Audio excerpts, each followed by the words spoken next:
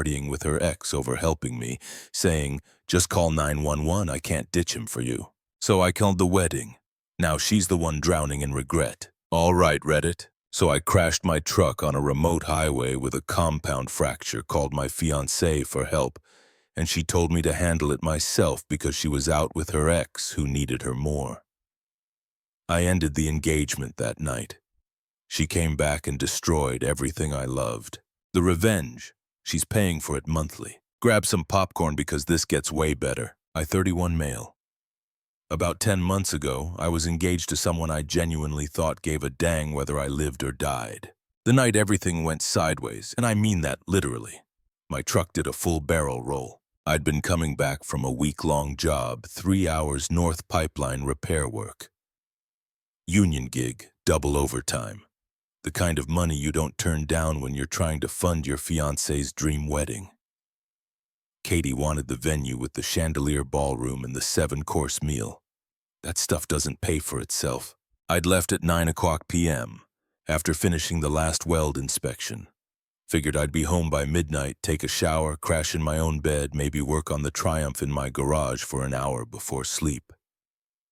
I had 3 vintage bikes in various stages of restoration, a 72 Bonneville, an 84 Nighthawk, and a Harley Sportster I'd pulled from a barn. It was my escape from wedding planning conversations about napkin colors. Route 34 runs through the Cascade foothills. 2 lanes, no lights, nothing but trees. I'd driven it 100 times, but not at 11:30 p.m. after working 12-hour shifts for 7 straight days. I didn't see the elk until it was there. 600 plumes of antlers standing in my lane. I jerked the wheel left and my F-150 flipped. Glass exploded. My left arm made a sound like a tree branch snapping. The airbag hit me hard enough to bloody my nose. Then everything stopped moving. I was hanging upside down in my seatbelt. My left arm was bent at an angle. Arms aren't designed for compound fracture, bones sticking through skin, my ribs felt crushed. Face cut up from glass, blood dripping onto the ceiling that was now the floor. But I was conscious and my phone had somehow stayed in the cup holder. I fumbled it out with my good hand. Screen was cracked but functional. 11:51 p.m. First call. Katie, my fiancée of 9 months, the person who was supposed to be my emergency contact. She answered on the 6th ring. I could hear music thumping in the background. That specific kind of bass-heavy noise that only comes from clubs trying too hard. Rowdy. Her voice was slurred, clearly not herself. "Well, what's wrong? I'm kind of busy right now." I crashed. My voice came out weird, shaky. I think I was repeating myself, but I can't really remember. Everything was blurry, bad, trucks upside down, my arms really messed up. I can see bone. I could hear her moving, heels clicking on what sounded like a bathroom floor. The music got quieter. "Okay, so did you call 911 yet or AA? Katie, I'm hanging upside down in a ditch. My arm's broken, like broken in half. I need help." "Right. Yeah, but like you have a phone. You can call for an ambulance yourself, right? I'm at this thing with Parker and I really can't leave right now." Parker, her ex-boyfriend, the guy she dated for 4 years before me, the guy who dumped her senior year of college and apparently never quite left her system. "You're with Parker?" "Yeah, he invited me out and I couldn't really say no. You know he's my first love, Rowdy, you understand? He's having a really rough night with his family stuff, and I promised I'd be here for him. You can handle calling 911. You're capable. I'll see you when I get home, okay?" She hung up. I sat there. Well, hung there in my destroyed truck, arms screaming, blood everywhere, and had a moment of absolute clarity. This woman just told me her ex-boyfriend needed her more than I did while I was bleeding out in a crashed vehicle. I called 911 myself, gave them my location, described the situation. They were professional and calm, and they definitely didn't tell me their ex was more important. Fire department got there in 18 minutes. EMTs had me out in 10 more. My left arm was destroyed. Compound fracture of both radius and ulna. Needed surgery and pins, busted ribs, cuts everywhere, mild concussion, but alive. They loaded me into the ambulance. One of the EMTs asked if I wanted them to call anyone. "Nah," I said, "I'm good." My buddy Duncan showed up at the hospital around 3 a.m. I'd texted him from the ER. He walked in with coffee and the kind of expression that told me he already knew. She didn't come. He said she was busy with Parker. Her ex Parker. That's the one. Duncan was quiet. Then, man, forget that girl. Let's focus on you. The surgeon came in around 4 a.m. Took one look at my arm and said, I'd need surgery in 2 hours, pins and plates, 6 to 8 weeks recovery before I could use it normally, 3 to 4 months for full strength. What do you do for work? Welder, pipeline, and structural. You're out for at least 2 months, maybe 3. Surgery went fine. Hardware installed. Arm reconstructed. I woke up around 9 a.m. with a cast from knuckles to shoulder and pain meds I knew I'd need. Duncan drove me home around noon. Katie's car wasn't in the driveway. You want me to wait? Duncan asked. Nah, I got this. Thanks for coming, man. Call me if you need anything. Seriously, anything. I went inside with my one good arm and my duffel bag from the work trip. The apartment was empty. While I waited sitting on that couch with my demolished arm, I had time to think about how we'd even gotten here. The funny thing is, Katie pursued me first. We met at a buddy's cookout 2 years ago.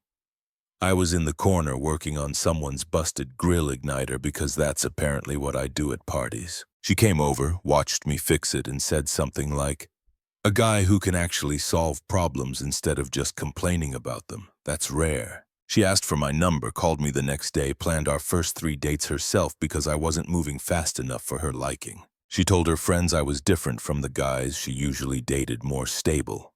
Had my life together. Wasn't trying to impress anyone. "You're like solid," she'd said once early on. "You know who you are. That's hot." I sat on the couch and pulled out my phone. Found her location sharing. Yeah, we had that turned on. The modern relationship thing. She was at the Riverside Apartments, east side of town. I looked up the address. Luxury complex. Way outside our budget. Then I looked up the resident directory public record. Takes 2 minutes to find. Unit 347 Parker. She'd spent the night at her ex-boyfriend's apartment while I was getting my arm surgically reconstructed. I took screenshots. Didn't know what I'd do with them yet, but I took them. Sadie came home around 2 p.m. I heard her car pull up. Heard the door open. Heard her heels on the hardwood. "Rowdy." Her voice was careful, testing. "You home?" I stayed on the couch. She walked into the living room, still wearing last night's clothes, makeup smeared, hair a mess, reeking of things I didn't want to think about. "Hey, babe." She tried to smile. "How are you feeling? I heard about the accident from your mom. She called me this morning." Sounds like it was scary. "My mom called you." "Yeah, she was worried because you weren't answering." I told her you were probably just sleeping. "Are you okay?" I held up my casted arm. "Compound fracture surgery this morning. 6 to 8 weeks recovery, can't work for at least 2 months. Oh my God, that's terrible." She didn't move toward me. Didn't ask to see it. Didn't offer sympathy. Just stood there calculating. Did insurance cover the surgery? That's your first question. Well, I mean, we have the wedding expenses and now this. So yeah, I'm concerned about money. Don't be defensive. I stared at her. There is no wedding. What? Don't make a big deal. I was just with Parker. He was having a crisis and needed someone to talk to. At a club, we went to a club.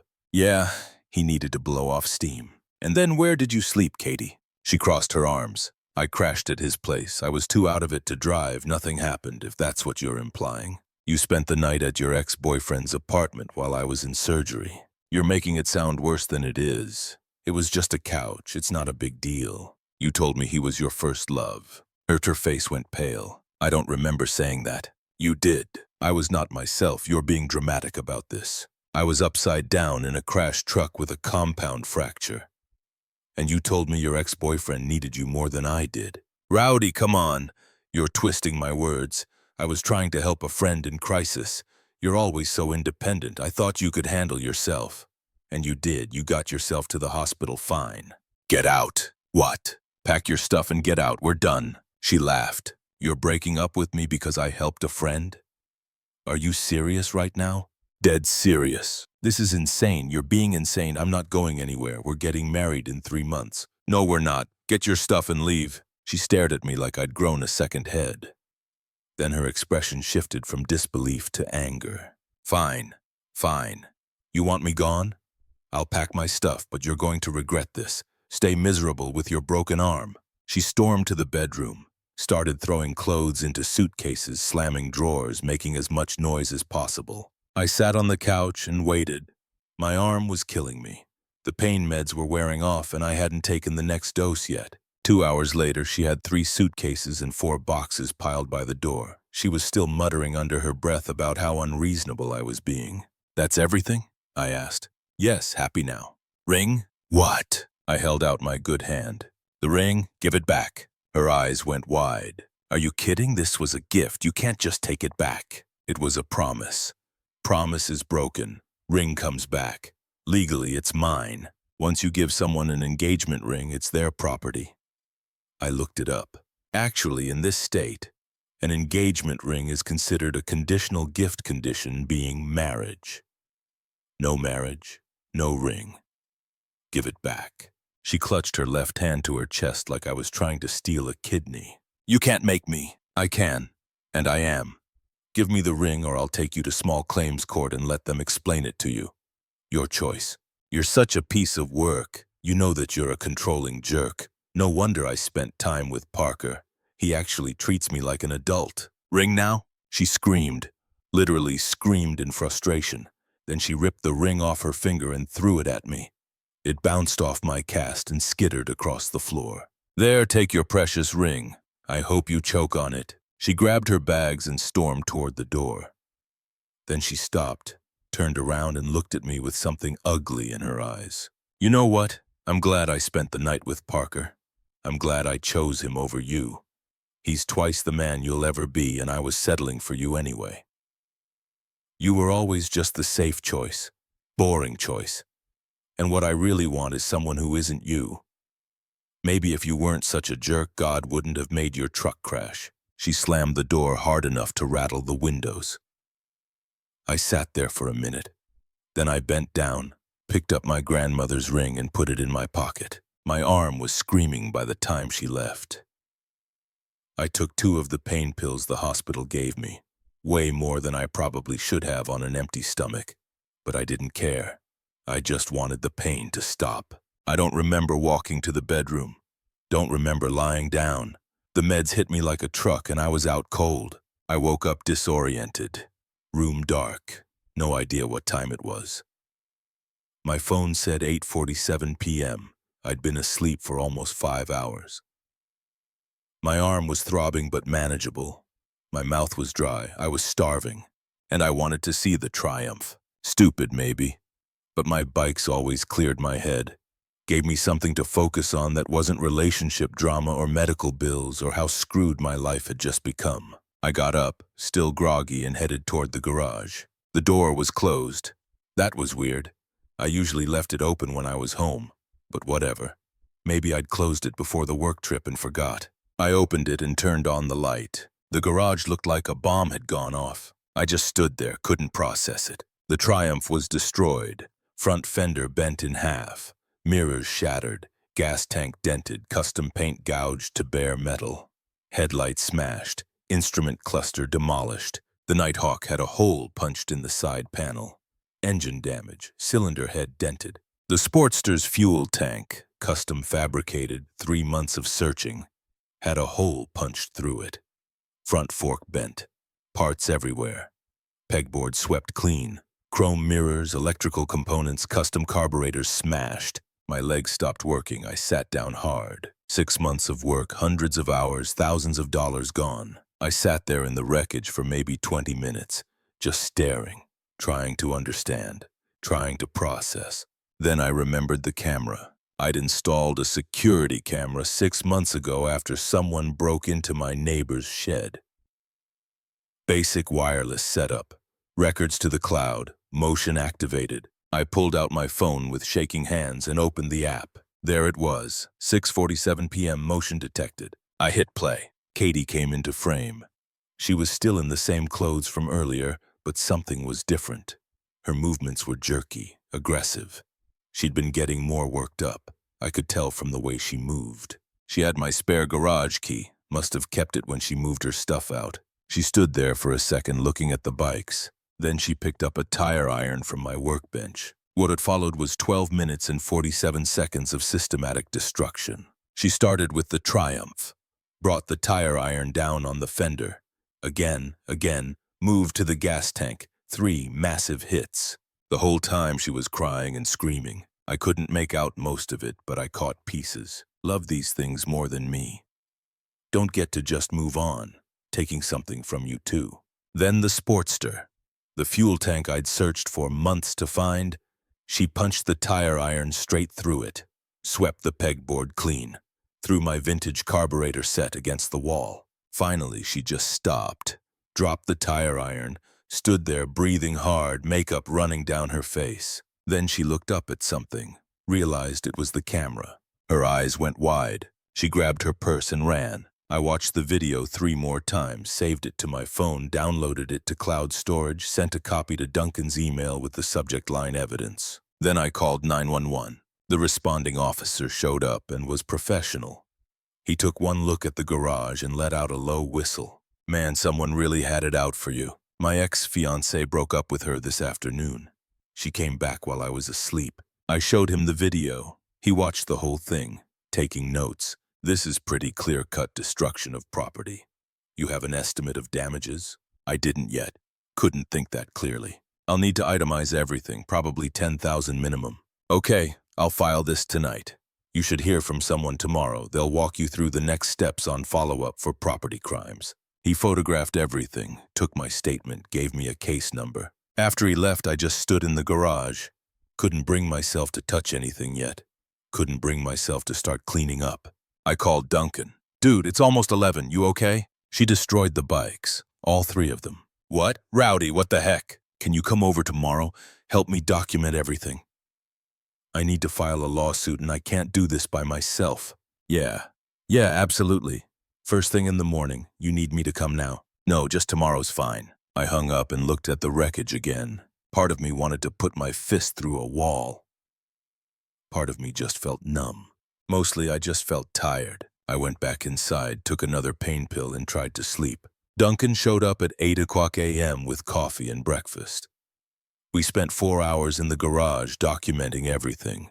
Photos from every angle, video walkthrough, itemized list of every damaged part with receipts. By the time we were done, I had a spreadsheet showing conservative damages at $11,400.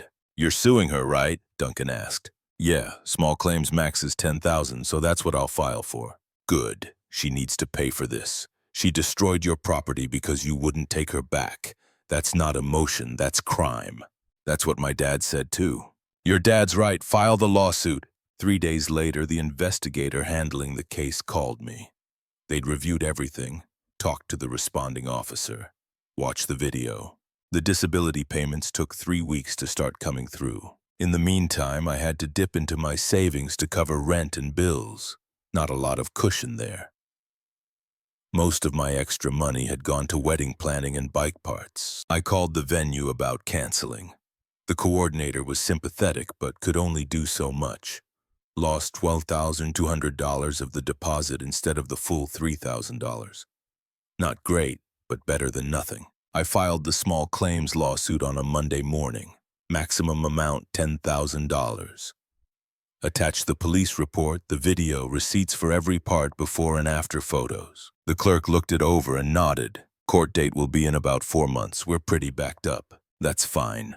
I want to request service at her workplace. Let's do that. Katie worked as a receptionist at the Belmont Country Club, one of those places where memberships cost more than most people's cars. I made sure the process server showed up at 10 o'clock a.m. on a Wednesday when the lobby would be full of rich people checking in for their tennis lessons. Maximum embarrassment. 4 months is a long time when you're waiting for justice. My arm healed slowly. Physical therapy twice a week, exercises at home, gradual improvement. At 6 weeks, they took the cast off and I could see how much muscle I'd lost. My left arm looked like a twig compared to my right. I got cleared for light-duty work after 8 weeks. Couldn't weld yet, but I could do inspections and paperwork. Better than nothing. The full paycheck started again, which helped. Around week 10, I got a letter in the mail from Katie. Handwritten, careful penmanship. It started with, "Rowdy, I'm sorry." Then it went downhill fast. She wrote about how the garnishment was killing her finances, how she had to move to a cheaper apartment because she couldn't afford her rent anymore, how people at the country club found out about the lawsuit and now everyone was talking about her, how her co-workers whispered when she walked by, how her manager pulled her aside to ask if everything was okay at home, how her reputation was completely destroyed and it was affecting her ability to do her job. She said the monthly payments were making it impossible for her to save money or have any kind of life, that she couldn't go out with friends or buy new clothes or do anything because every spare dollar went to me. She wrote that she understood I was angry and she got why, but didn't I think she'd suffered enough? Wasn't losing me punishment enough without losing her financial stability too? She offered to set up a payment plan voluntarily if I just dropped the lawsuit. Said we could work something out that wouldn't destroy her life. Said she needed this to stop. The whole thing was 5 pages of how hard this was for her, how much she was struggling, how unfair it was that one mistake was costing her everything. Not once did she mention the bikes. Not once did she acknowledge what she'd actually destroyed or why she'd done it. I didn't respond. Kept the lawsuit going. Duncan's girlfriend mentioned once that she thought the payments were harsh. Duncan shut that down immediately, but I heard about it. Made me wonder if other people thought I was being petty. Then I'd look at the Triumph frame in my garage. Bent beyond repair, total loss, and I'd stop wondering. Around month 3, I heard through the grapevine that Parker had a girlfriend. Not from the night Katie stayed over. An actual girlfriend he'd been seeing for a few months. Meaning when Katie was texting him, when she went to his place, she was side entertainment, an ego boost, while he built something real with someone else. I didn't feel good about that exactly, but I didn't feel bad either. Then about a month later, I heard the rest of it through Duncan's cousin, who ran in the same circles as Parker. Turned out Parker's girlfriend found out about Katie staying over that night. Someone at the club where they'd been saw them together and mentioned it to someone else. And it eventually got back to the girlfriend. She dumped him immediately. Didn't even give him a chance to explain. Just saw the texts Katie had been sending him after the breakup and decided she was done. But it got worse for Parker. Katie didn't handle the rejection well. After I cut her off completely, she pivoted to Parker. Started showing up at his place unannounced, called him at weird hours, sent him long messages about how they were meant to be together, how she'd made a mistake choosing me, how they should give their relationship another shot. I heard that eventually he had to get building security involved at his apartment complex, put her name on a do not allow list. I heard he was considering a restraining order of his own, but never pulled the trigger. Well, it sucks to suck. The hearing was scheduled for mid-afternoon on a Thursday. I showed up, arm finally out of the brace, but still wearing the scar from surgery. Brought my evidence binder, laptop with the video queued up, and zero sympathy. Katie showed up 10 minutes late with representation. Someone who looked overworked and underpaid. She was wearing a blazer and pencil skirt, trying to look responsible. The presiding official was experienced and clearly had seen every excuse in the book. Case number 47823. Rowdy Bennett versus Katie Zillman. Mr. Bennett, you're alleging destruction of property valued at $10,000. Yes, Your Honor. I have video evidence and full documentation. Miss Zillman, how do you plead? Her representative stood up. Your Honor, my client disputes the valuation and maintains she was under extreme emotional distress at the time of the incident. The official looked unimpressed. This is small claims court, counselor. I'm here to determine property damage, not relationship dynamics. Mr. Bennett, show me what you have. I played the video. All 12 minutes and 47 seconds. You could hear every impact, every scream, every word Katie said. The official watched without comment. When it finished, do you dispute that this is you in the video, Miss Zillman? No, Your Honor, but he'd just broken off our engagement in a very cruel way, and I was emotionally... Did he break your property? No, but did he threaten you? Not exactly, but... Mrs. Zillman, I don't care about your relationship problems. What I see is deliberate destruction of property. Mr. Bennett, walk me through your damages. I went through the binder. Every part, every receipt, every repair estimate. The official took notes, asked questions, verified documentation. 40 minutes later, Mr. Bennett, your documentation is exceptional.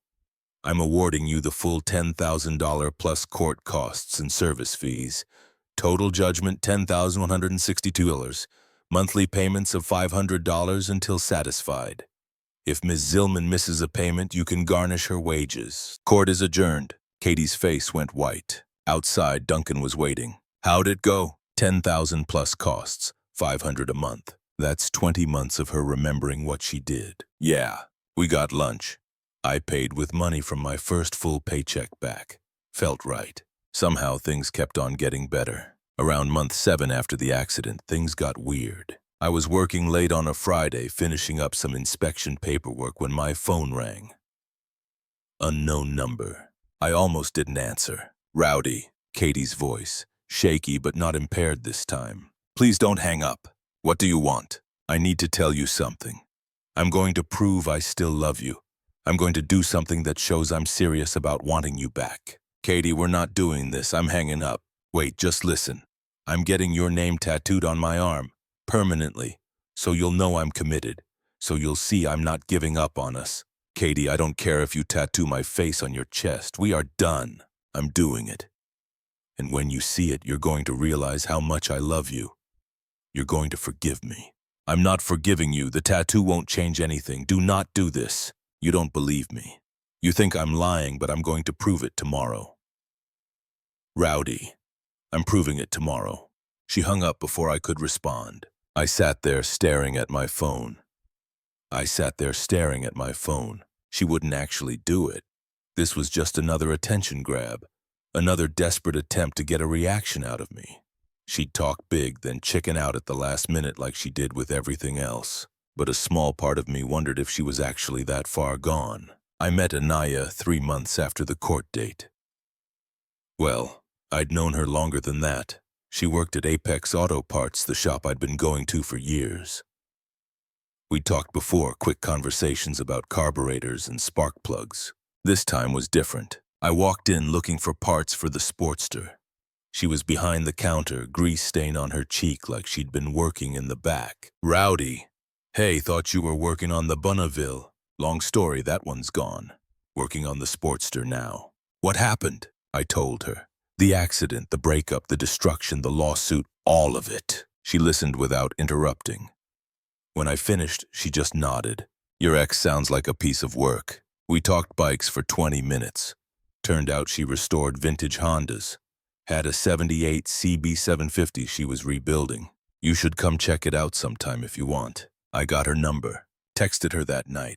We met up the following weekend. Her garage was clean, organized, the CB750 about 80% done. We spent 3 hours talking restoration techniques. Over the next few months, we hung out regularly, working on bikes, grabbing food after, just existing in the same space. It was easy, comfortable, but she was hesitant. I like you, she said one night, 4 months in.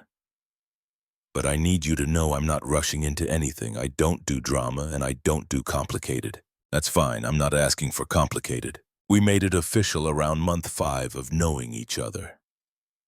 Nothing dramatic, just a conversation in her garage where she asked, "So are we actually dating or what?" And I said, "Yeah, we're dating." And that was that.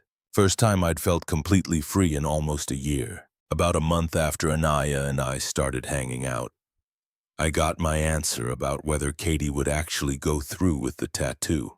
I was in the garage with Anaya working on her CB750. It was comfortable, easy, no drama. We heard stumbling on the driveway around 7:00 p.m. Katie burst in wearing yesterday's clothes. Makeup smeared, eyes wild, fresh bandage wrapped around her left forearm. Rowdy, crying immediately. Look what I did for you." She peeled back the bandage with shaking hands. There it was, my name. Rowdy, in massive block letters, black ink, covering most of her inner forearm. The skin around it was red and inflamed, clearly infected. The letters were uneven, the line work shaky. It looked like it had been done by someone who'd never held a tattoo gun before. I did it. I told you I would. This proves I love you. I stared at her. Katie, that's the dumbest thing you've ever done. No, it's romantic. It shows commitment. Funny that you talk about commitment. She noticed Anaya. Her eyes went wide, then narrow. Who the heck is this? None of your business. You moved on. You already moved on. For about 30 seconds, Katie looked genuinely broken. Not manipulative, not playing for sympathy, just real pain. Her face crumpled and she started crying in a way that actually seemed human. You don't know him, Katie said to Anaya, voice cracking. You don't know how controlling he is, how boring. Good luck with that. Anaya crossed her arms. He seems pretty great to me, but thanks for the input. Something snapped. Katie lunged forward, trying to get past me. You don't know anything about him. I stepped in front of her. Katie, leave now. No! You don't get to move on. You don't get to replace me with some random shop girl. She shoved me hard. I barely moved. She tried again, screaming now, completely unhinged. Then she went for Anaya. She ducked around me and swung wild, nails out, aiming for Anaya's face. Anaya stepped back fast, and Katie's hand caught nothing but air. She stumbled forward, tried again. I'll rip your hair out. He's mine! I grabbed Katie's arm and pulled her back. She twisted around and slapped me across the face, hard. The crack echoed through the garage. All right, we're done here. I pulled out my phone and dialed 911. What are you doing? Katie's eyes went wide. You're calling the cops on me. On me? Yeah, you just assaulted 2 people. Pretty straightforward. She lunged at my phone, trying to knock it out of my hand. I held it up higher. The dispatcher answered. 911, what's your emergency? Yeah, I need police at 4487 Riverside Drive.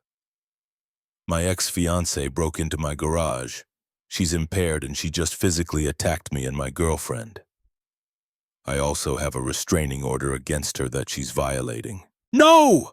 Katie screamed. He's lying! He's lying! We're engaged! Tell them we're engaged! Tell them! The dispatcher stayed calm. Officers are en route. Can you stay on the line? Yeah, I'm good. She's not armed, just unstable. Katie completely lost it. She started pacing, screaming, crying, waving her infected tattoo around like evidence in a trial. You can't do this to me. I got your name tattooed. Look at it. I'm committed. We're getting married. We're not. We haven't been together in 8 months. That doesn't matter. You're my fiancé. You're mine. Sirens in the distance. Katie heard them too. Her face went pale. No, you didn't. You actually called the cops on me? Yep. 2 patrol cars pulled up, 4 officers. Katie immediately switched modes, crying, shaking, playing victim. Officers, thank God you're here. My fiancé is trying to... Ma'am, step back. The lead officer wasn't buying it. He looked at me. You're the homeowner? Yeah, she's trespassing. I have a restraining order. I pulled it up on my phone. She violated it. She also just assaulted both of us. Katie's face crumbled. Babe, please, babe, you're my fiancé. Tell them we're engaged. Show them the ring. The officers looked at her, then at me. Sir, do you want to press charges? Absolutely. They cuffed her. She fought the whole way, screaming my name, sobbing, begging. Rowdy! Babe, don't do this. We're supposed to get married. I love you. They loaded her into the car. Even through the window, I could hear her. Anaya watched the whole thing, arms crossed, expression unreadable. When the cars finally pulled away, she looked at me. So that's your ex? Yeah, that's her. She's completely insane. Yep. You good? Yeah, I'm good. She nodded. All right, let's finish the carburetor. And we did. It's been over a year since the accident now. The Sportster runs perfectly. Anaya and I took it on a road trip last month. 2 bikes, open roads, no drama. The Nighthawk has a new paint job. Retro Honda racing scheme. Looks incredible. The Triumph's gone. Sold for parts. Used that money to buy components for the other 2. My arm's at 95% strength. Still have a gnarly scar that makes for decent conversation starters. Anaya and I are good. She's careful. Takes things slow, but she shows up. That's what matters. Katie moved 2 hours away to a city where nobody knows her story. Still paying me $500 a month. 11 payments left. The tattoo's permanent. Laser removal costs thousands and takes years. My name's staying on her arm. Parker's still dealing with his own mess. Last I heard, he's single and staying that way. Apparently watching someone spiral because of him made the whole player routine less appealing. Good. Katie's parents are disappointed but supportive in their own way. Her mom sent me a Christmas card apologizing again. As for me, life's good. I got a restraining order that held up in court. Got my settlement payments coming in on schedule. Got a woman who shows up when she says she will. Got bikes that run. Got an arm that works. Katie's got a tattoo, a payment plan, a restraining order, and a new city where she can pretend to be someone different. Which one of us won? Yeah, exactly.